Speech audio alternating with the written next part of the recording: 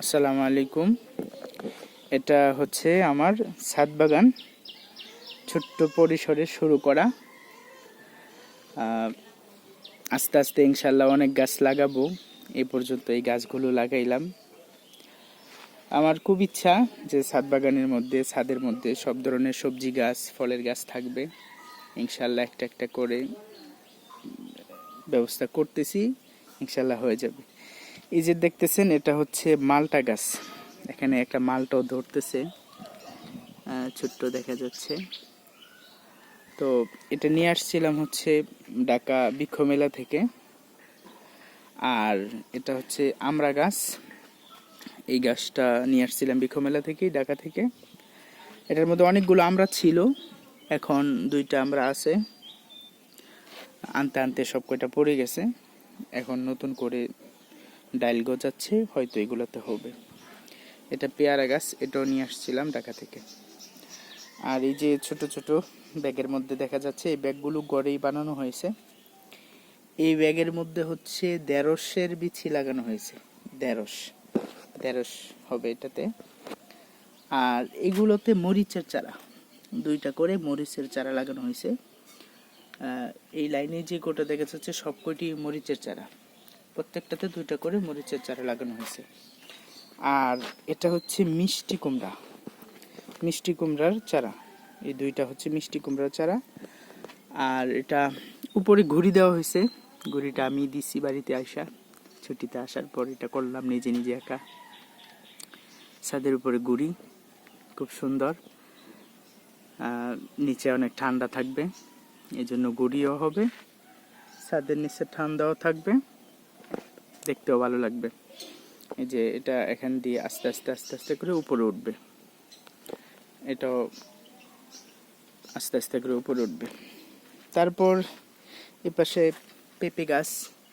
এটা এতদিন বৃষ্টিতে ছিল, তো বৃষ্টিতে পেঁপে গাছ সহ্য করতে পারে না, এই জন্য এটা লাল হয়ে যেতেছিল, এখন আস্তে আস্তে সবুজ হচ্ছে। আর দুইটা হচ্ছে গোলাপ ফুলের চারা নিয়ে আসছিলাম ঢাকা থেকে, ডাইল হয়তো মরে যাবে, এটা দেখা যাচ্ছে বাঁচবে মনে হচ্ছে। আর এটা হচ্ছে অ্যালোভেরা, আমার শ্বশুর বাড়ি থেকে নিয়ে আসছিলাম, হয় কি না জানি না। আর এটাও মরিচ গাছ, এটাও মরিচ গাছ। আর এদিকে লাগানো হয়েছে শশার বিচি, হচ্ছে 4টা এটাতে। আর আদা। আর এটাতে হচ্ছে সিম গাছ, এই দুটাতে সিম গাছ লাগানো হয়েছে। এটা তো শশার বিচি লাগানো আছে। এখানে আদা গাছ আছে।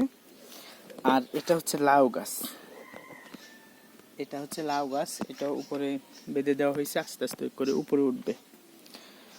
আর এখানেও শশার গাছ আছে 2টা, আর বেন্টি গাছও লাগানো হয়েছে।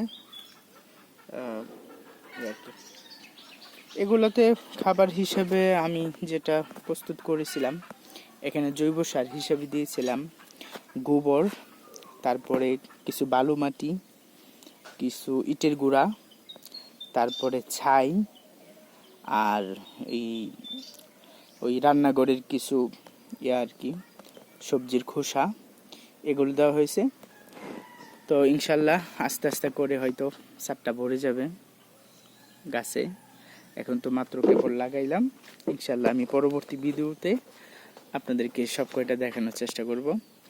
আরেকটা জিনিস দেখাই, এখানে এই কয়েকটা ফুল গাছ লাগানো হয়েছে।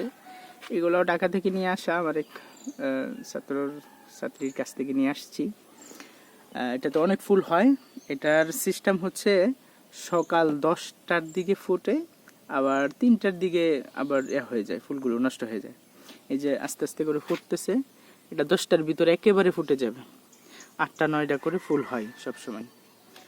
আর এটা হচ্ছে এটা একটা ফুল গাছ, এটা আস্তে আস্তে বড় হচ্ছে।